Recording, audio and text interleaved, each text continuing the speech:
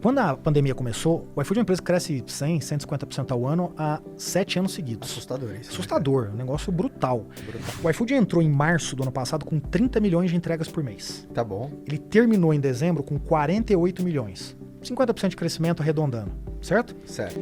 Nós tínhamos 150 mil entregadores em março. O que você vem lendo? O que você vem... Cara, sabe, o que você vê mais de atenção? Toda hora que você para, quer se aprofundar nisso? O que eu mais tenho estudado é ética.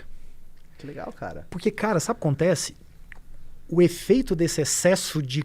Excesso é uma palavra errada. Desse alto grau de conectividade, ele abre umas discussões éticas que a gente nunca teve. É verdade. Então eu vou te dar um exemplo. Lá dentro do iFood a gente faz inteligência artificial. A gente tem lá, cara, quase 100 modelos de inteligência artificial, algoritmos com inteligência artificial. Eu vou sair do exemplo do iFood porque fica mais fácil eu exemplificar. Imagina uma empresa que está produzindo carro driverless, que não tem motorista. Tá. Aí entrou o Caio lá no carro. Tá bom. Né? Esse carro começa a andar, aparece uma senhora na frente dele. O carro freia. Passou. No próximo quarteirão aparece uma senhora e uma grávida. E o carro fala, eu preciso escolher uma das duas, porque eu não vou conseguir parar. Qual que ele escolhe? A senhora. Sei lá, cara. Puta dilema ético. É que eu tô grávida. E você... Não, mas sua resposta não é errada. Não tá errada a sua resposta, não, mas é um dilema ético. No final verdade. você vai ter que escolher. Mas qual? não escolhe, né? Tem aquela coisa. É verdade. Então, assim, quando você começa a fazer tudo ser movido à tecnologia, quando eu tô exagerando, evidentemente, Claro, na palavra, né? óbvio. Quando tudo passa a ser, você começa a ter umas discussões que você nunca precisou. Então, a gente precisa sair de uma discussão mais superficial, né? Que é assim, agora isso está acontecendo. Agora morre uma pessoa na rua porque tem um carro com piloto automático. Cara, é lógico, quando você cria o avião, você cria o desastre aéreo. Mas qual foi o efeito de criar o avião? As pessoas morriam muito mais dirigindo o carro. Agora, menos porque elas pegam mais avião. Justo, aqui vai ser a mesma discussão. Então, você vê assim, quando você discute ética, você vai tirando essas falácias da frente e você vai chegando num campo que é, e agora? O que eu faço? Vou te dar um exemplo do iFood. Quando a pandemia começou, o iFood é uma empresa que cresce 100, 150% ao ano há 7 anos seguidos. Assustador isso. Assustador, um negócio brutal. Brutal. Então, a pandemia, né, ela não mexeu muito com a gente. Pô, você cresce um pouco mais, mas quem cresce 100, 150, 10, 20% a mais, isso não muda o mundo. Né? Só que aí a gente teve um problema lá. O ponto não foi o crescimento. O ponto foi, vão existir mais desempregados. E não é o desempregado de carteira assinada. Imagina o cara, por exemplo, que era motorista de Uber. Pô, o Uber trabalhou muito pouco durante a pandemia, por razões óbvias. Esse cara vai fazer o quê?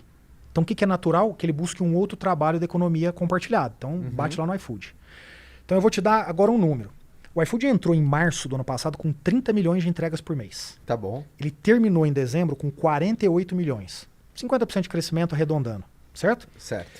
Nós tínhamos 150 mil entregadores em março. Início da pandemia. Exatamente, com os 30 milhões de entregas. Uhum. O que você faz, Diego? Você abre a torneira para receber mais pessoas, para gerar mais trabalho, ou você mantém os 150 mil para subir a renda? É a velhinha grávida. Exatamente. O que eu faço?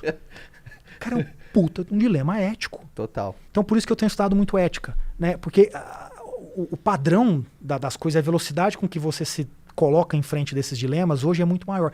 No passado, o mundo era muito linear. Então, você sabia o que você ia fazer, você sabia o que ia acontecer, você ouvia que ia acontecer algum...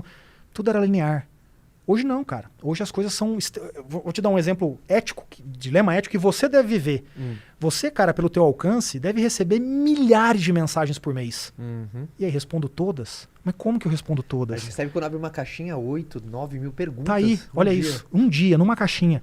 E aí, cara, o que você faz? Você responde todas? Não, eu vou responder 10. Quais eu respondo? As primeiras ou as últimas? Não, as mais interessantes. Então eu tenho que ler as 8 mil? Puta dilema ético. No passado você não precisava disso. Por quê? Porque você provavelmente ia ser o âncora lá da Rede Globo em algum programa, você ia falar, as pessoas não iam conseguir te acessar. Não tinha dilema ético. Iam na rua, talvez, no restaurante. Ô, Caio, vem cá. Mas hoje, cara, como é que você faz? E aí você não responde pra uma pessoa, ela um dia volta, pô, Caio, você nunca me respondeu.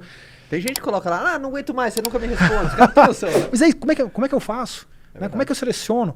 Por isso que eu tenho estudado tanto ética. Então, na minha casa ontem, por exemplo, chegou os 7 livros, né? São 7 livros dos 7 diálogos de Platão. Então, Que legal, cara. vou voltar a Os ler. filósofos se dedicaram a vida discutindo sobre ética. Então eu comprei Platão e Sócrates agora, não é só do Platão, são diálogos de forma geral. Sócrates fazia muito esses diálogos também com os estudantes. E aí eu comprei agora, cara, 7 livros que são os diálogos deles. E aí eu vou dar uma mergulhada lá agora para dar mais um passinho para frente.